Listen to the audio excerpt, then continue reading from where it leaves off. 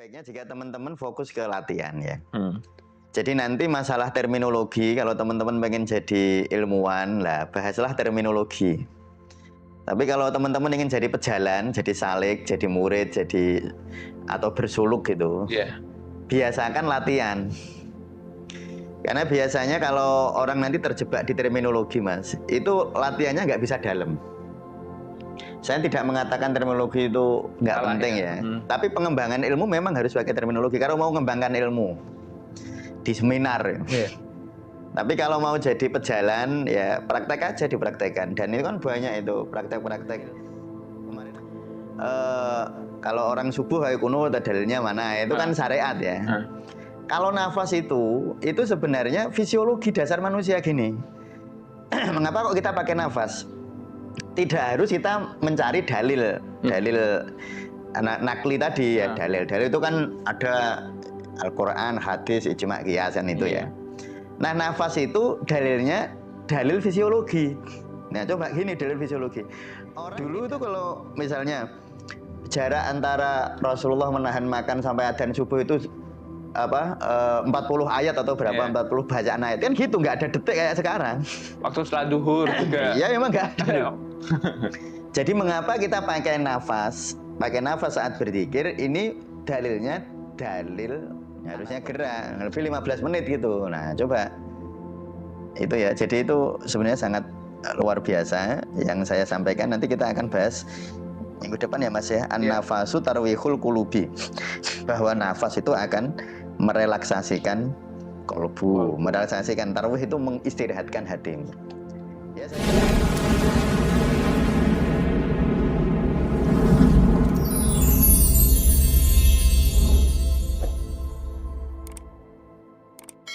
Assalamualaikum warahmatullahi wabarakatuh. Waalaikumsalam warahmatullahi wabarakatuh. Kali ini di ngaji Paduan Praktis Dzikir Nafas. Ya, masih bahas buku ini ya. Udah lama kita nggak baca ini. Ya, dua pekan lah, Bah. Ya, 2 pekan kita nggak bahas karena nganu Mas. Kita praktek gerakan apa? Gerakan 21 hari. Jadi kenapa puasa sama ini saya menjelaskan tentang teknik-teknik latihan nahan nafas itu. Iya, tahan nafas. Saya jadi gini ya teman-teman semua ya. Di buku Dzikir Nafas kita membahas tentang hakikat nafas. Nah, dan itu akan kita lengkapi di YouTube itu. Teknik-tekniknya ada di YouTube. Ya, teknik nafasnya loh ya. Kita belum masuk ke zikir nafasnya untuk pembahasan ini ya. Dan ini saya harap teman-teman begini. Saya sering sering menyampaikan Mbok Yao kalau orang Jawa. Bahasa Indonesianya apa? Mbok Yao ya. Apa ya? Sebaiknya gitu lah ya. Alangkah baiknya. Ya, alangkah baiknya jika teman-teman fokus ke latihan ya. Jadi nanti masalah terminologi, kalau teman-teman pengen jadi ilmuwan lah, bahaslah terminologi. Tapi kalau teman-teman ingin jadi pejalan, jadi salik, jadi murid, jadi atau bersuluk gitu, biasakan latihan. Karena biasanya kalau orang nanti terjebak di terminologi Mas, itu latihannya nggak bisa dalam. Saya tidak mengatakan terminologi itu nggak penting ya. Tapi pengembangan ilmu memang harus pakai terminologi. Kalau mau mengembangkan ilmu di seminar. Tapi kalau mau jadi pejalan ya praktek aja dipraktekkan. Dan itu kan banyak itu praktek-praktek. Kemarin aja ada tahan nafas itu saya kumpulkan di playlist teman-teman, itu ada 5 video dan itu praktek semua. Coba teman-teman praktekkan ya. Sehingga nanti maksudnya gini, sebelum kita masuk ke zikir, nafas ini kan wadah zikir. Wadahnya kita sudah paham. Minimal sudah pernah latihan itu loh Mas. Dipraktekkan, jadi kita nanti paham. Ketika nanti ini, misalnya saya baca di sini. Silahkan buka halaman 24 ya. 24 yang sudah punya buku Panduan Praktis Dzikir Nafas ya. Dibuka halaman 24. Kajian ini secara tegas menyampaikan bahwa mengelola hati atau kalbu, halaman 24 di baris paling atas ya Mas. Iya. Kajian ini secara tegas menyampaikan bahwa mengelola hati atau kalbu itu sulit tanpa mengelola nafas. Sulit tanpa, saya tidak mengatakan, tidak saya tulis mustahil ya, tapi sulit. Karena selalu saya sampaikan nafas itu bukan syariatnya. Dia bukan syariat, dia itu fisiologi. Nah, ada teman-teman misalnya nanya, kalau syariat itu harus ada dalilnya. Dalil syariat lah ya. Misalnya dalil kalau orang subuh hayu kunut dalilnya mana? Itu kan syariat ya. Kalau nafas itu sebenarnya fisiologi dasar manusia gini. Mengapa kok kita pakai nafas? Tidak harus kita mencari dalil nakli tadi ya, dalil itu kan ada Al-Quran, hadis, ijma, kiasan itu ya. Nah nafas itu dalilnya dalil fisiologi. Nah coba gini dalil fisiologi. Orang tidak mungkin bisa tenang kalau nafasnya nggak teratur. Itu kan fisiologis, psikologis, ilmiah. Bodoh karo gini, orang itu kalau minum rebusan daun pandan dia akan tenang. Lah, minum daun pandan kan nggak usah ada dalilnya. Itu dalilnya dalil anatomi, dalil fisiologi, dalil farmakologi. Orang kalau kebanyakan makan herbal terlalu panas atau makanan terlalu panas, misalnya durian ini, itu bisa memanaskan darah, bisa nambah emosi. Lah itu nggak perlu dalil, nggak perlu dalil. Nah itu dalil alam, gitu. Jadi hukum alam ya Pak. Hukum alam. Kan kemarin ada yang nanya gitu, nanya ini, itu. Jadi bedakan ya teman-teman. Jadi nafas itu sampean bernafas kan nggak perlu Pak cari hadisnya. Saya bernafas 3-4 ada hadisnya, yang nggak ada. Dulu hitungan detik aja nggak ada teman Rasulullah. Tapi itu dalil alamiah itu. Jadi sunatullah yang ada di alam yang kita gunakan untuk berbakti kepada Allah gitu loh. Ya. Jadi kalau teman-teman bertanya, tentu kalau bertanya kayak tadi ya, nafas 46 ada dalilnya enggak? Dulu aja detik aja enggak ada. Cuman Rasulullah kan enggak ada jam, Mas. Iya kan? Dulu itu kalau misalnya jarak antara Rasulullah menahan makan sampai adzan subuh itu 40 ayat atau berapa, 40 bacaan ayat. Kan gitu, enggak ada detik kayak sekarang. Waktu setelah duhur juga. Iya, memang enggak ada. Jadi mengapa kita pakai nafas saat berzikir? Ini dalilnya dalil anatomi fisiologi manusia. Ya, dalil kedokteran lah gitu. Karena nggak mungkin orang nafas cepat disuruh tenang. Ya, coba teman-teman tahan. Terus tenang. Ayo, eling Allah itu bisa nggak? Ya susah. Coba ingat Allah. Ya kan gitu kan. Nah, pakai dalil nggak? Ya nggak usah pakai dalil, itu kan anatomi gitu. Anatomi fisiologi, dan itulah mengapa saya jelaskan secara runtutan ilmiah gitu. Jadi kalau kita bahas ini Mas Jawir ya, bahas nafas, saya kan dominasinya bahas tentang keilmiahannya kan. Simpatis, parasimpatis, hormon kortisol, hormon adrenalin, hormon melatonin. Nah, itu pakainya itu ya. Jadi memang sulit ya mengelola hati atau kolbu, pikiran, perasaan tanpa mengelola nafas itu susah. Nah, itu kan pembuktian aja, dibuktikan aja teman-teman, coba dirasain sendiri. Dirasain, makanya saya minta betul teman-teman dirasakan ya, dirasakan. Jadi nggak usah bingung terminologi. Memang ada nanti kalau orang bingung terminologi itu gini Mas, ada namanya kolbu, ada namanya ruh, ada namanya nafas. Nanti teman-teman kalau sibuk di situ jadi ilmuwan tapi nggak jadi sufi. Nggak jalan-jalan. Ya, nggak jalan-jalan nanti. Ya pokoknya dilakukan latihan nafas, coba latihan nafas, dirasakan sendiri. Maksud saya riyadhah itu gini Mas. Coba latihan. Kan ada di sini kan ada dzikir nafas jasadiyah level 1 di hari 1 2 kan. Iya. Waktu puasa kemarin. Walaupun nanti nggak puasa boleh dipraktekin kok itu. Coba rasakan aja. Enak apa enggak gitu aja. Oh ini rasanya kayak gini, saya kayak gini. Oh lebih damai. Lah sudah. Nah, itu artinya teman-teman merasakan sendiri gitu. Oh ternyata betul ketika saya menyadari nafas, pikiran saya lebih tenang. Ya dibuktikan. Saya tidak mengatakan bahwa cara itu pasti berhasil, enggak. Itu adalah cara yang sebagian besar orang berhasil. Yang rasional juga ya. Rasional karena kan pakai statistik. Artinya saya pakai pengamatan kan. Saya amati kalau begitu ternyata bagus.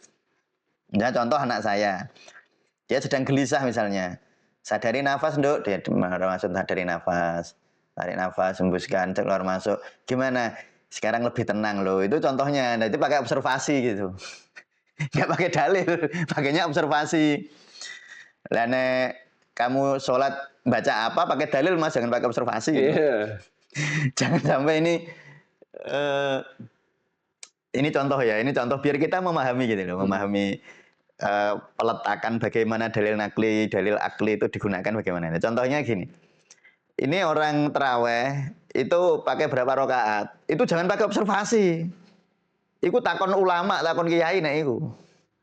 Jangan pakai observasi. Oh, ini daerah sini yang paling banyak pakai sekian rakaat, saya tak ikut loh. Itu itu kalau itu enggak, jangan pakai observasi, Mas. Tapi kalau keefektifan nafas, sadari nafas, kita boleh pakai observasi. Oh, nafas ini sekian. Oh, kalau dia nafasnya begini lebih tenang.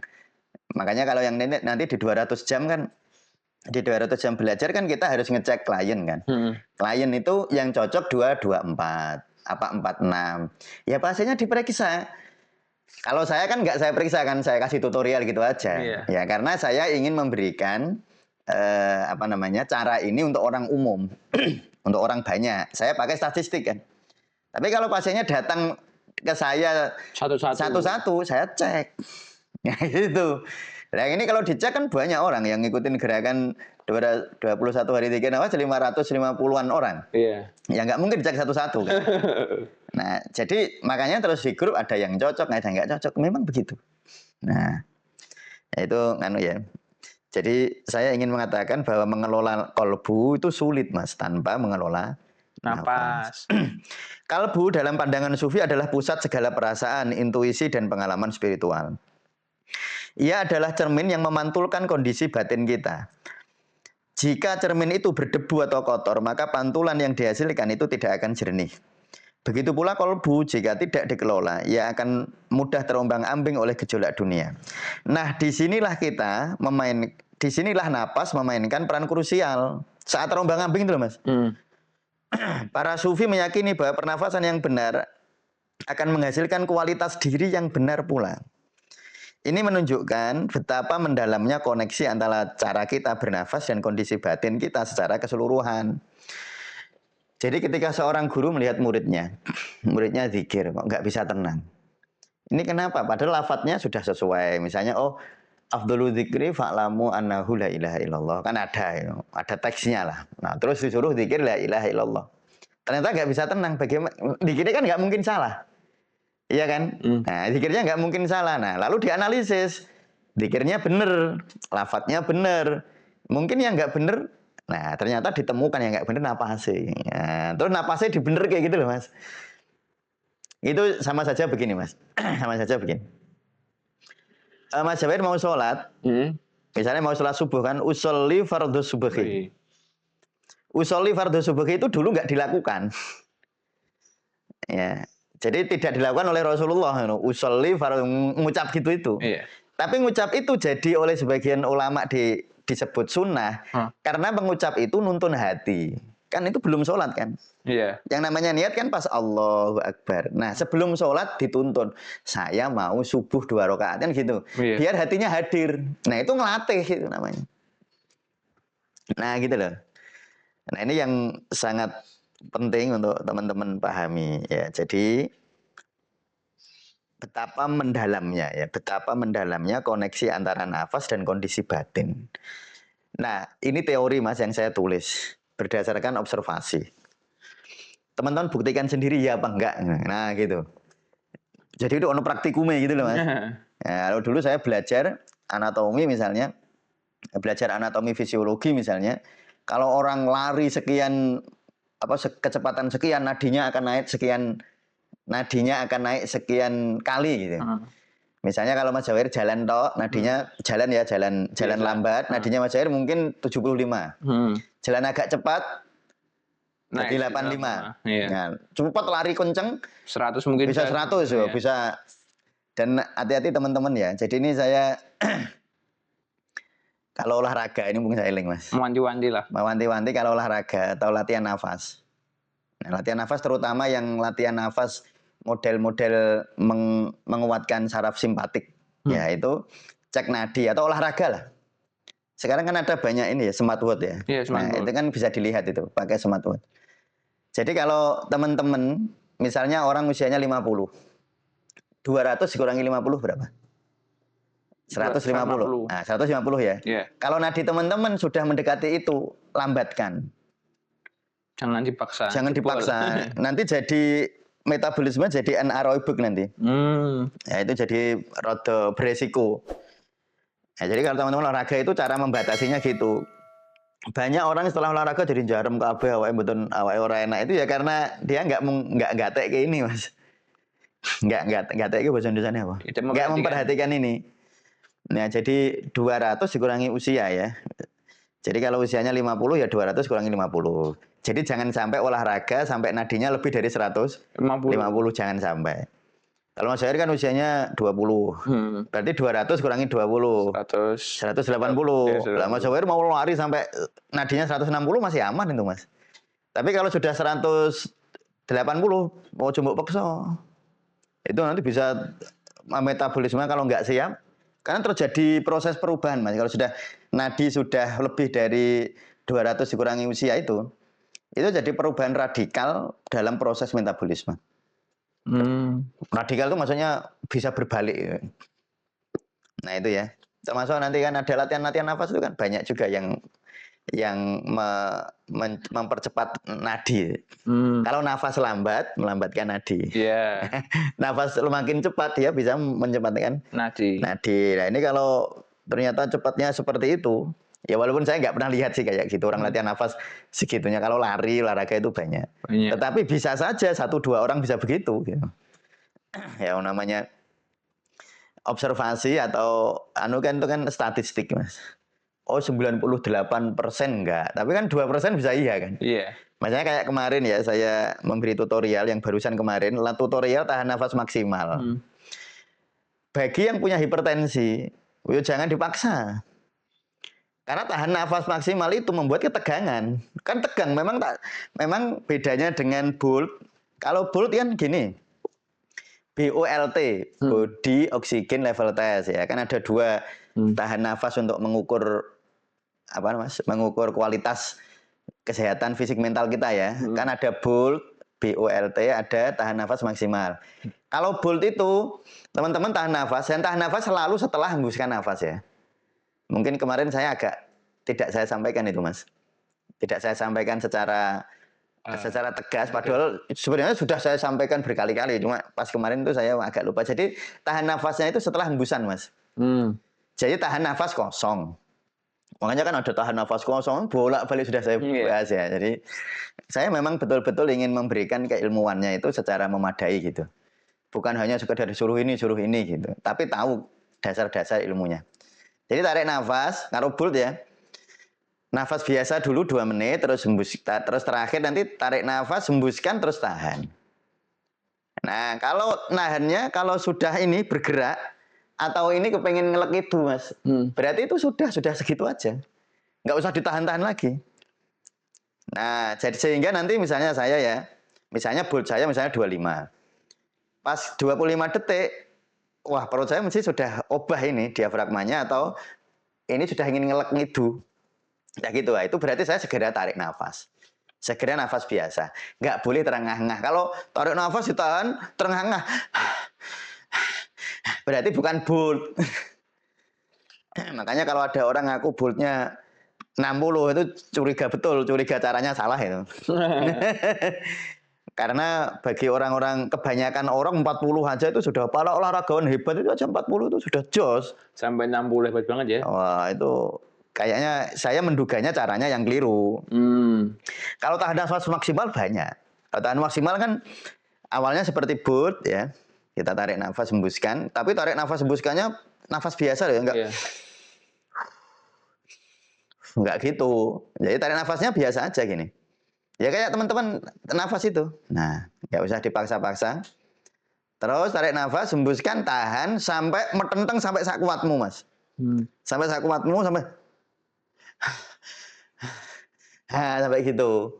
Nah, itu namanya tahan nafas maksimal. Nah, terus gue bagi hasilnya. Tahan nafas maksimal dibagi BOLT. Kalau paling ideal tahan nafas maksimal dibagi BOLT itu 2. Itu ideal itu. Nah, tahan nafas maksimalnya misalnya 60, BOLT-nya 30, berarti sama dengan 2 kan, 60 bagi 3. Berarti ini karena BOLT-nya sudah lebih dari 15 kan bagus itu berarti. Nah, ini berarti ya sehat dan kekuatan mentalnya kuat. Orang kayak gitu. Tapi kalau BOLT-nya 30, Tahan nafas maksimalnya 45. Berarti 45 dibagi 30 1,5 ya. 1,5. Berarti ini mentalnya kurang kuat walaupun tubuhnya mungkin sehat gitu. Tapi kalau orang lebih dari 3, voltnya 20 tapi tahan nafasnya 60, Mas. 60 dibagi 20 berapa? 3. Nah, itu orang yang ngongso.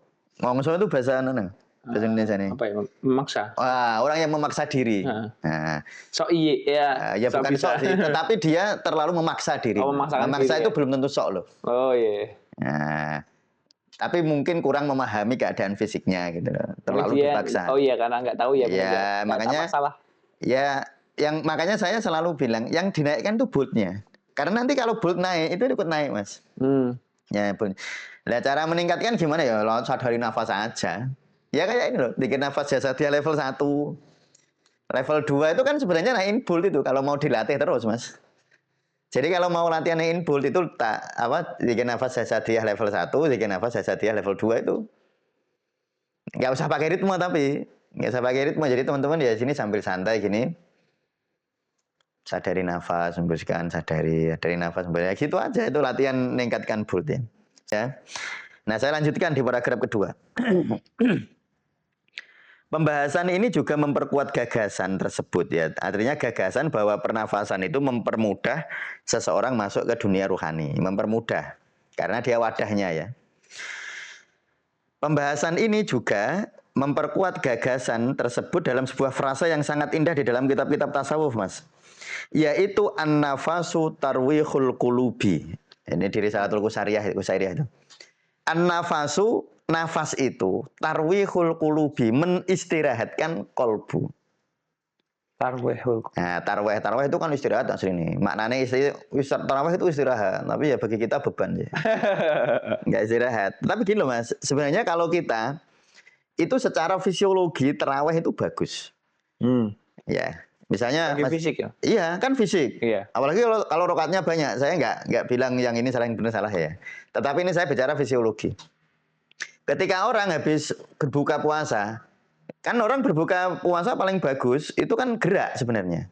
Habis berbuka ya, Pak? Ya habis berbuka gerak sehingga tidak ini, Mas, tidak spike insulin namanya ya. Tidak melonjak ya, Pak? Ya, nanti insulinnya kalau melonjak terlalu lama itu nah segera gulanya dipakai gitu.